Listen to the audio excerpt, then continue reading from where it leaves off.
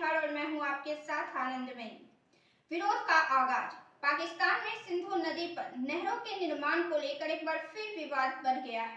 Pakistan people's party ने 25 मार्च को सिंध प्रांत के सभी जिलों में विरोध रैलियां आयोजित करने की घोषणा की है।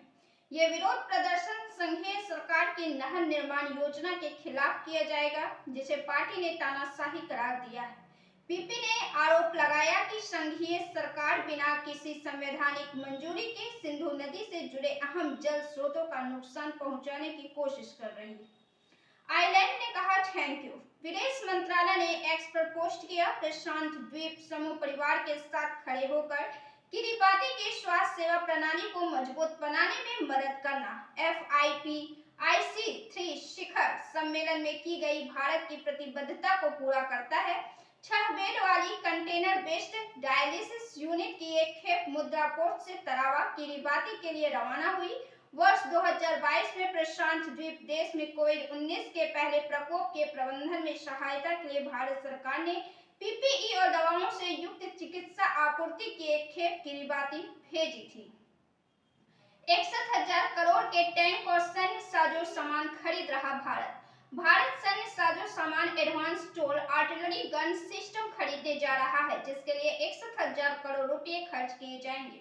भारत के मिलिट्री मॉडर्नाइजेशन को देखकर पाकिस्तान के होश उड़ गए हैं। एक पाक एक्सपर्ट का कहना है कि इंडिया जब इस तरह के डेवलपमेंट करता है तो पाकिस्तान की परेशानी बढ़ जाती है और इसकी इनसिक्योरिटी बढ़ जाती है।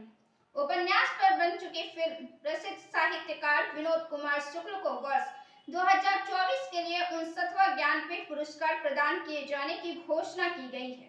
भारतीय ज्ञानपीठ ने एक बयान में यह जानकारी दी। बयान के मुताबिक शुक्ल को हिंदी साहित्य में उनके अद्वितीय योगदान, सृजनात्मक और विशिष्ट लेखन शैली के लिए इस सम्मान के वास्ते चुना गया है। विनोद कुमार शुक्ल हिंदी के 12वें साहित्यकार हैं जिन्हें यह पुरस्कार प्रदान किया जाएगा। शुक्ल छत्तीसगढ़ राज्य के ऐसे पहले लेखक हैं जिन्हें इस सम्मान से नवाजा जाएगा। नौकर की कमीज पर मशहूर फिल्मकार मनी कौल ने एक फिल्म भी बनाई थी। हमारे पास कोई जादू की छड़ी नहीं, मेहनत की पूंजी है। NDTV से बात करते हुए सुधा मूर्ति ने बताया कि अपने कैरियर की शुरुआत में उनके पति प्रति सप्ताह 70 घंटे से अधिक काम करते थे। यही वजह है कि कम से कम पैसों में इन्फोसिस बनाने का सपना संभव हो पाया है। उन्होंने कहा कि कोई जादू की छड़ी नहीं है जो इन्फोसिस को इतना बड़ा बना सके। कड़ी मेहनत, किस्मत, सही समय सही जगह का नतीजा था सब कुछ। उनके पति नारायण मूर्ति ने कुछ समय पहले यह कहकर बहस दी थी कि हफ्ते में 70 घंटे काम करने चाहिए। हफ्ते में काम के घंटे पर काफी बहस हो चुकी है। वैसे देखा जाए तो सप्ताह में 70 घंटे अर्थात हर दिन 10 घंटे से अधिक। 10 घंटे तो किसी भी प्राइवेट नौकरी में लग ही जाते हैं। घर से निकलने से लेकर घर तक आने में दुकानदारों को भी लग जाते हैं इतने समय। और फिर हालांकि जिसकी जितनी महत्वाकांक्षा होती है उन्हें उतना कठोर मेहनत करने की आवश्यकता भी महसूस होती ही है।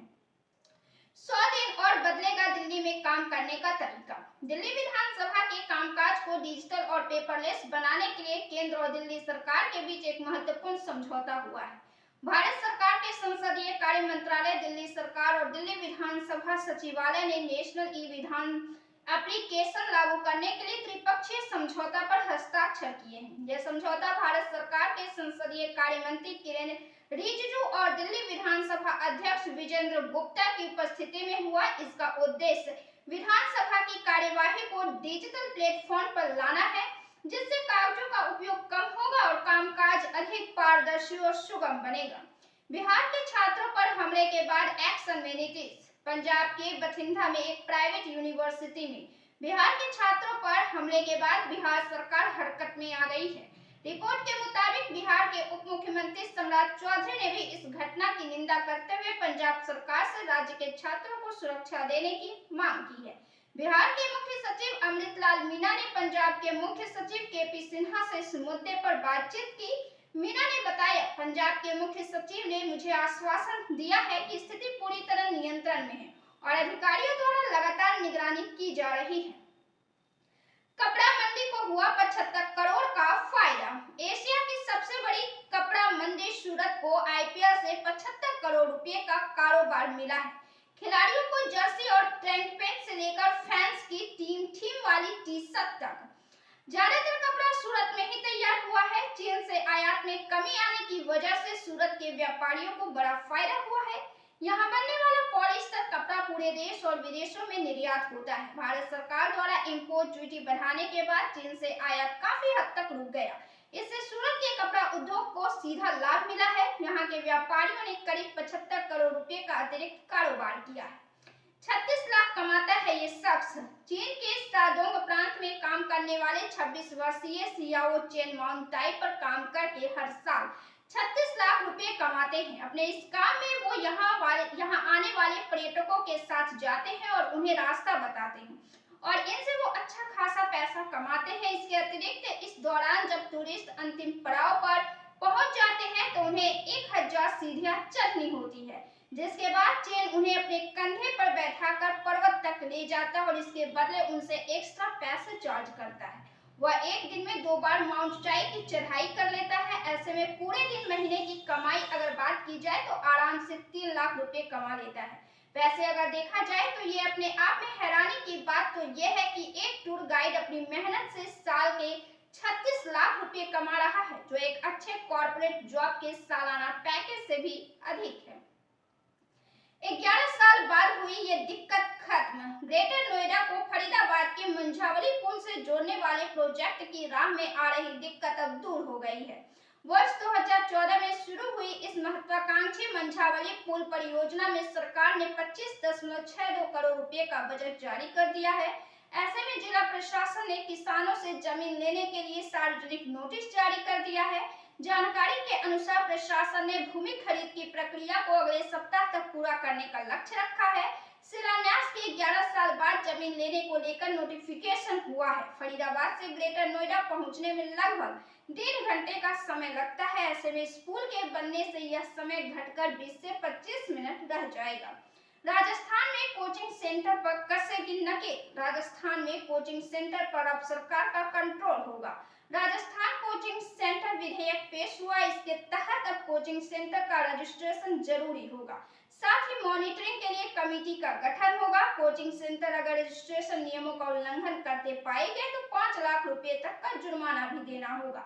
इस तरह मनमानी करने वाले सेंटर्स पर अब भजनलाल सरकार का चाबुक चलेगा।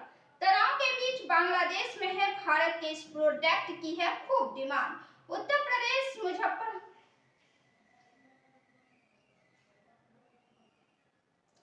तनाव के बीच बांग्लादेश में है भारत के इस प्रोडक्ट की है खूब डिमांड। उत्तर प्रदेश के मुजफ्फरनगर से 30 टन जीआई टैग वाला गुड़ बांग्लादेश भेजा गया है। एक आधिकारिक बयान में ये जानकारी सामने आई है। मुजफ्फरनगर क्षेत्र अपने उच्च गुणवत्ता वाले गन्ने के लिए प्रसिद्ध है। इस पहल के साथ किसान उत्पादक संगठनों और किसान उत्पादक कंपनियों के माध्यम से पश्चिमी उत्तर प्रदेश से बांग्लादेश को गुड़ के सीधे निर्यात की शुरुआत हो रही है। उत्तर प्रदेश देश भर में गुड़ के उत्पादन में नंबर 1 है। भारत का कोयला उत्पादन 1 अरब टन के पार।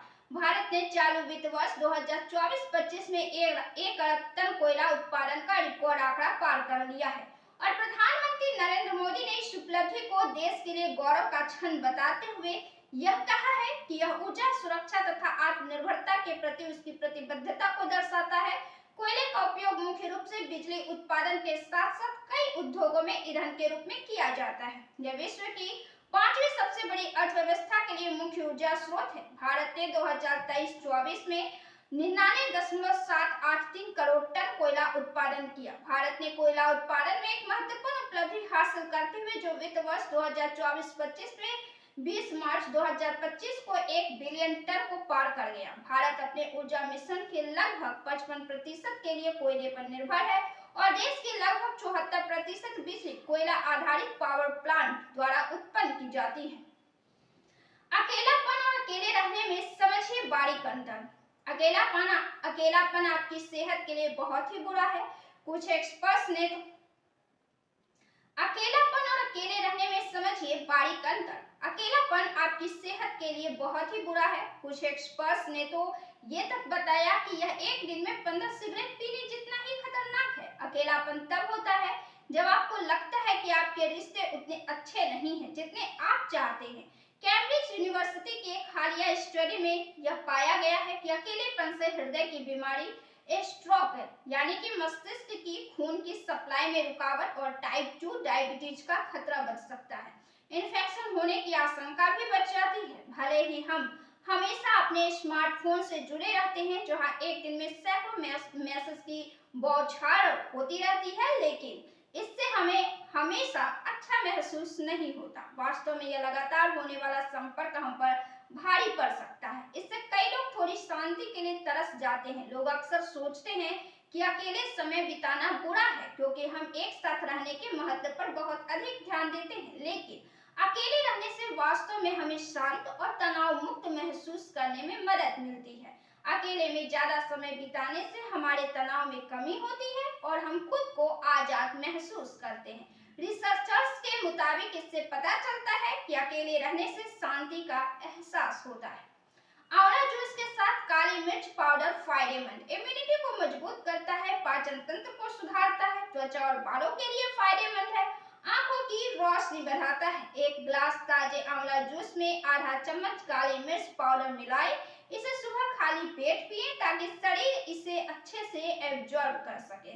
अगर स्वाद बहुत तेज लगे तो इसमें थोड़ा सा शहद मिला सकते हैं। इसे रोजाना पीने से 2-3 हफ्तों में असर साफ दिखने लगेगा। अगर आपको लो ब्लड प्रेशर की समस्या है तो इसे डॉक्टर की सलाह के बिना ना लें।